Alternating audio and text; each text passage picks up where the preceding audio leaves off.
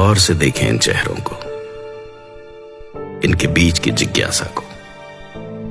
दुनिया में कहीं भी, चाहे कोई भी प्राकृतिक आपदा हो या इंसानी शरारत, ये पहुंच ही जाते हैं और घर पर कहकर आते हैं कि इंतजार ना करना।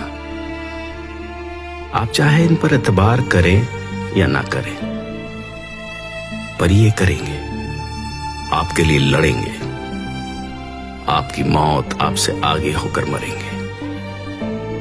इनको कोई फिक्र नहीं कि क्या सजा होगी, क्योंकि ये पता है क्या मानते हैं कि इसमें उसकी रजा होगी। कभी आतंकवादी, कभी बागी, लेकिन करे भी क्या, ये बगावत इनके खून में है।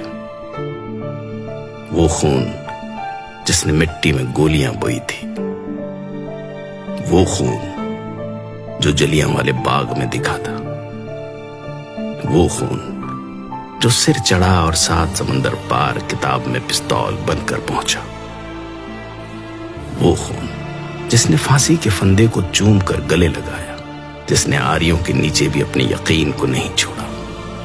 यकीन जो हंसते हुए तपती तवी पर बैठ गया, चांदनी चौक में शीश देकर चमकौर में तीरों की बारिश में भीगते हुए आकर खड़ा हुआ सरहंद की उस नींव पर, जिस पे उभरा इंसानियत का महल। आइए जरा देखें तो सही, ये जो बीते कुछ समय से सड़कों पर घूम रहे हैं, ये असल में हैं कौन? इन माताओं की इतनी कौन सी मजबूरी थी कि वो भी साथ चल पड़ी? ये मजबूरी इनके जागते ज़मीर की है, इनकी पवित्र कोख की है, जिनमें से दुनिया के तमाम योद्धाओं ने जन्म लिया। भला ये घर पर कैसे रह सकती थी? इन्हीं में से जन्मे थे आनंदपुर की धरती से सिर मांगने वाले और सिर देने वाले। इन्हीं में से जन्मे वो योद्धा जो पैदा तो अलग अलग गर्भ से हुए, लेकिन आखिर में अपनी सबसे प्यारी मां धरती की कोख में समा गए। ये वही हैं जो रक्षा करते हैं, चाहे अधिकारों की हो या सरहदों की। दोनों तरफ एक ही पिता के बेटे हैं, दोनों अपने अपने फर्ज निभा रहे हैं।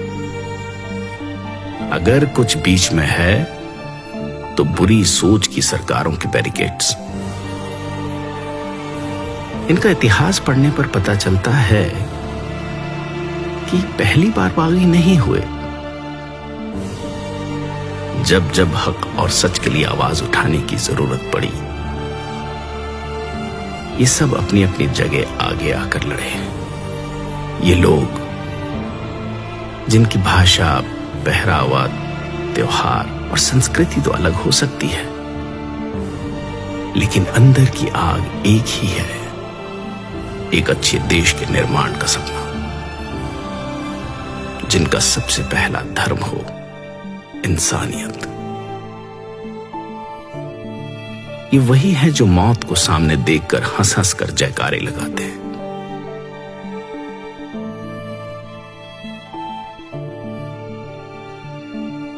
गोरे तो इस देश से चले गए, लेकिन अपनी सोच इन कुर्सियों के आसपास ही कहीं छोड़ गए।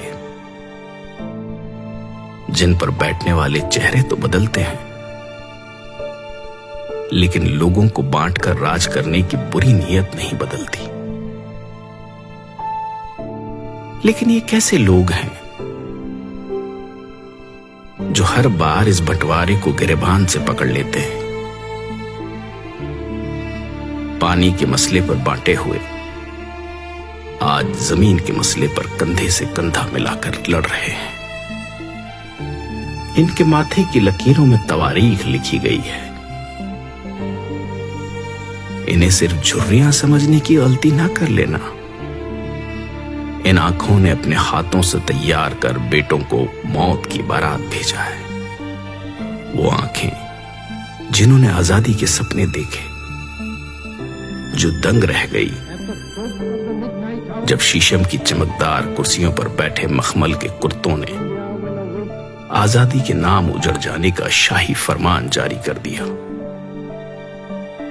सिर्फ हाथ बदले हैं, हथियार आज भी वही है, चोटें आज भी वही है। लेकिन इन भले मानसों ने उजड़कर भी पता है क्या कहा? नानक नाम चढ़दी कला, तेरे भाने सरबत का भला। आप रूप अमीक अन पुस्तक बरकातोत गर्भगन सरपंजन आप रूप ईश्वर की रजा को सबसे ज्यादा मानने वाले किसान सब कुछ यही तो पाल रहे हैं। इन फसलों को, तुम्हारी नस्लों को, गरीबी से मर रहे आम इंसान को, भ्रष्टाचार से बड़े हुए पेट को, ईमान को, बेईमान को, इंसान को, शैतान को, बेजुबान को, हिंदू, सिख, ईसाई, मुसलमान को, सबको यही तो पाल रहे हैं। इसीलिए तो इन्हें अन्नदाता कहा जाता है।